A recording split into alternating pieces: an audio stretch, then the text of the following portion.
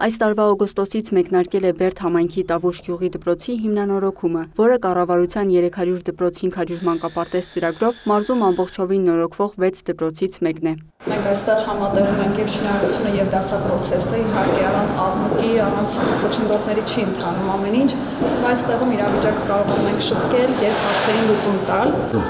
Դասարանները տեղակայված են, ինչպես տեսնում ենք, այս մասնաշենքում, դասապրոցեսը ընթանում է բնականon հնով։ 41 տարի առաջ կառուցված շենքը երբևէ հիմնովին չի նորոգվել, միայն տարբեր տարիներին մասնակի։ Շինարարությունը ընթանում է միաժամանակ 3 մասնաշենքում, տանիքից մինչև մուտք, նորացվում է ջեռուցման համակարգը։ Այս մի կորպուսը, որ մենք ավարտենք, պրծնենք, երեխեք տեղափոխվեն էսյան, այս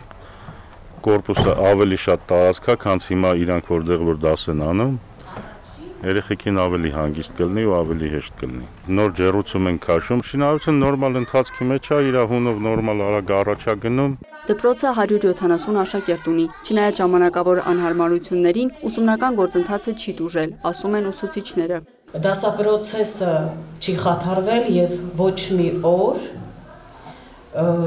մի հերթով ենք աշխատում, բոլոր դասարանները տեղավորված են, հարմարվել ենք մի քիչ դժվարություններով, սակայն ուրախ ենք, որ